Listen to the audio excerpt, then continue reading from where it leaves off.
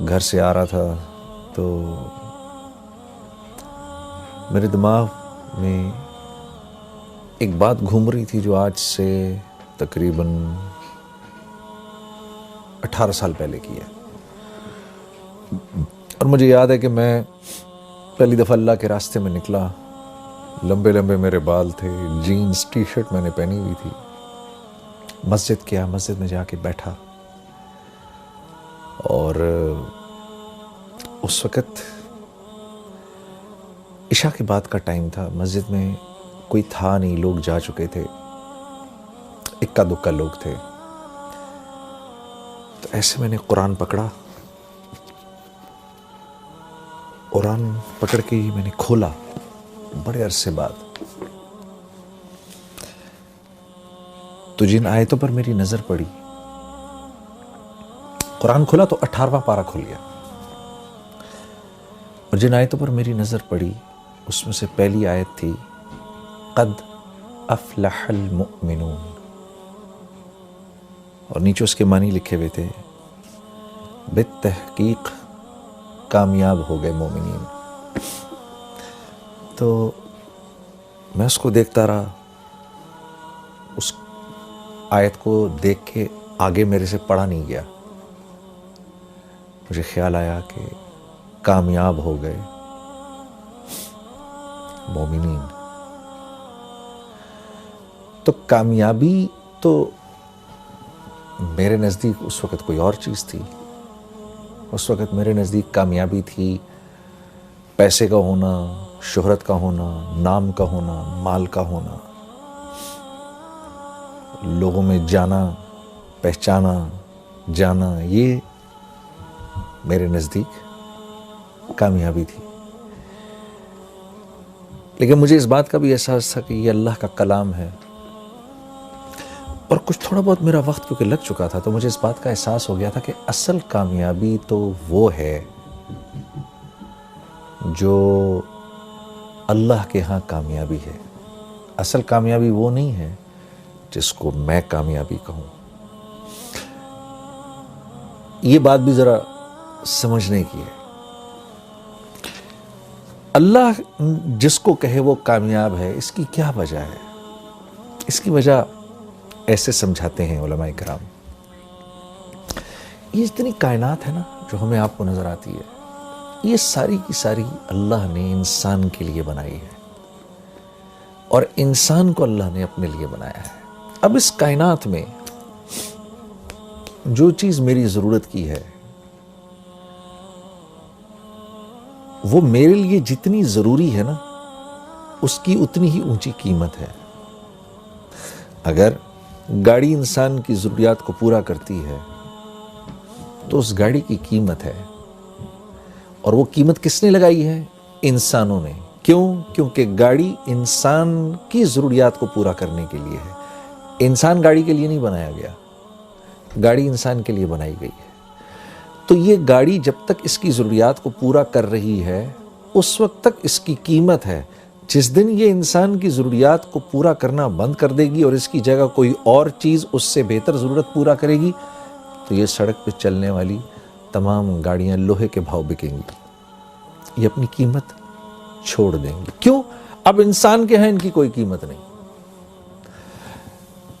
تو یہ جتنی کائنات ہے اس کی ہر چیز کو اللہ نے انسان کے لیے بنایا ہے. پھل, سبزیاں, یہ بہتے جھرنے, یہ دریا, یہ ہوائیں, یہ بدلتے موسم, یہ سب انسان کے لیے ہیں, اس کو سکھ پہنچانے کے لیے ہیں. اور اس کائنات میں جو کچھ ہے وہ جتنی انسان کی ضرورت کو پورا کر رہا ہے اتنا ہی قیمتی ہے, اور جو انسان کی ضرورت کو پورا نہیں کر رہا وہ اتنا ہی بے قیمت ہے. کیوں؟ کائنات انسان کے لیے بنی ہے. اسی طرح کیونکہ انسان اللہ کے لیے بنا ہے تو انسان کی قیمت بھی اللہ ہی لگاتے ہیں. انسان خود اپنی قیمت نہیں لگا سکتا. بڑے بڑے بادشاہ آئے, بڑے بڑے کر و فر کے ساتھ آئے, فرعون نے تو اپنے آپ کو آ کر کہا انا ربکم الاعلی، میں تو بہت بڑا رب ہوں، کہتا پھرے، کیونکہ اللہ کے ہاں بے قیمت ہے، تو دنیا سے تو مرنے سے پہلے ہی اللہ نے اس کو بے قیمت کر دیا، اور مارنے کے بعد اللہ نے اس کو پرزرو کر دیا، اور آنے والی نسلوں کے لیے عبرت کا نشان بنا دیا۔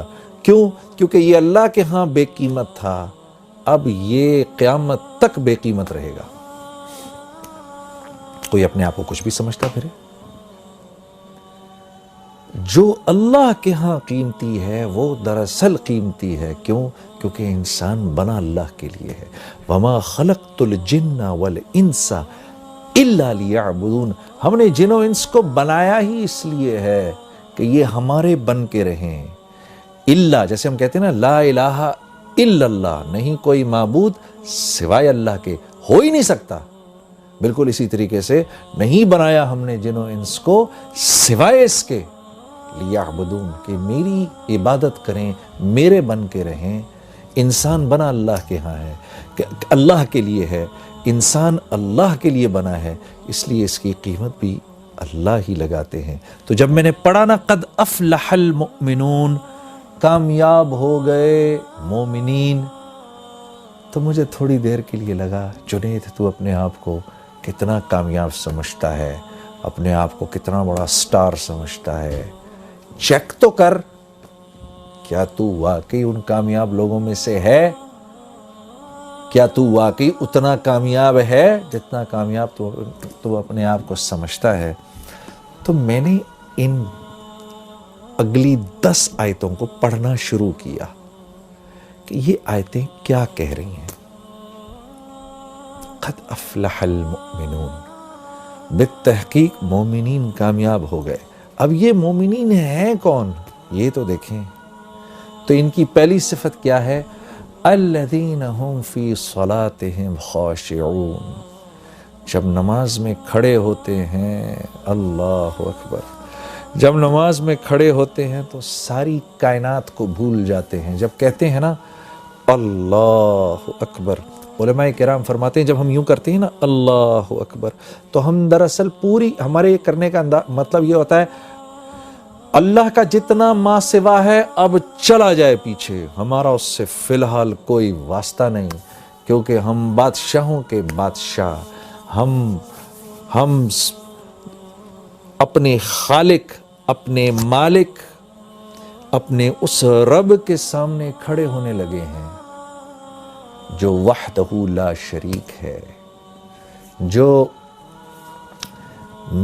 واحد ہی نہیں ہے، وہ احد ہے۔ واحد ایک کو کہتے ہیں، احد اس کو کہتے ہیں جو ایک بھی ہو اور جس جیسا دوسرا ہو ہی نہیں سکتا۔ اس لیے اللہ رب العزت نے ہمارے نبی صلی اللہ علیہ وسلم سے فرمایا، میرے نبی یہ آپ سے پوچھتے ہیں آپ کا رب کیا ہے، کون ہے؟ آپ فرمائیے قل هو اللہ احد۔ تمہارے اتنے دماغ ہیں ہی نہیں کہ تمہیں اللہ رب العزت شرح صدر ہوں کہ اللہ ہیں کیسے؟ اللہ احد ہیں، اللہ جیسا دوسرا کوئی ہے ہی نہیں۔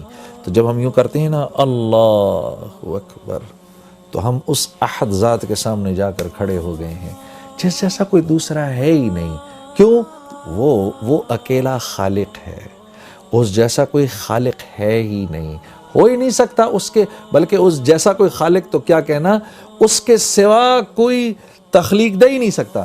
انسان ایجادات کرتا ہے۔ ایک صاحب نے مجھ سے کہا کہ بھائی دیکھیں نا، ایک کاغذ تو ہم نے بنایا، انسان نے بنایا، گاڑیاں ہم نے بنائی ہیں۔ میں نے کہا ایک منٹ، انسان جب کسی چیز کو تخلیق دیتا ہے نا تو اس میں 4 پروسیسز ہوتے ہیں۔ انسان کی تخلیق میں 4 پروسیسز ہیں، جن میں سے 1 2 3 اللہ کے ہیں، 1 انسان کا ہے۔ اللہ کے 3 پروسیسز کیا ہیں؟ جو چیز انسان نے تخلیق کی ہے اس کے انگریڈینٹس کا بنانے والا ایک اکیلا اللہ ہے۔ پہلی بات یہ۔ دوسری بات یہ، ان انگریڈینٹس کی جو کوالٹیز اور جو پراپرٹیز ہیں، ان میں پانی کا پیاس بجھانا، لوہے کا سخت ہونا، لکڑی کا ہونا، زہر کا فیٹل ہونا، یہ جو کوالٹیز ہے نا جن چیزوں کو انسان ملا رہا ہے، ان چیزوں کی کوالٹیز بھی انسان کی بنائی ہوئی نہیں، اللہ کی بنائی ہوئی ہیں، اس میں اللہ کی ڈالی ہوئی ہیں۔ تیسری چیز کہ جن چیزوں کو انسان نے جوڑا آپس میں کوئی بھی چیز تخلیق کرنے کے بعد، اب ان چیزوں میں جو پراپرٹیز کی جو چینج آئی ہے وہ بھی من جانب اللہ آئی ہے۔ چوتھی چیز انسان کی چیزوں کو ملانا، تو انسان تو چیزوں کو جوڑتا ہے، ایلوائز کو ملا دیتا ہے، ایک سرٹن والیوم، پریشر اور ٹیمپریچر سے انسان اللہ کے جو بنائے ہوئے ایلیمنٹس ہیں ان کو ہیٹ کرتا ہے، پھر وہ ایلیمنٹس ان ایلیمنٹس کو سرٹن پریشر، سرٹن والیوم پہ اور پھر ان کو آپس میں جوڑتا ہے۔ وہ تو آپس میں جڑتے ہیں، جڑنے کے بعد ان کی جو کوالٹیز چینج ہو جاتی ہیں، ان میں وہ پراپرٹیز کا چینج ہونا بھی اللہ کے ہاتھ میں ہے۔ تو انسان خالق نہیں ہے، اللہ کے آگے اللہ کے سوا کوئی چیز کوئی تخلیق کر نہیں سکتا۔ تو جب اتنے بڑے رب کے سامنے میں کھڑا ہوا ہوں، میرا دماغ ادھر ادھر جائے، اللہ فرماتے ہیں جو کامیاب لوگ ہیں جب وہ میرے سامنے کھڑے ہوتے ہیں، successful people when they stand in front of me they forget everything around them.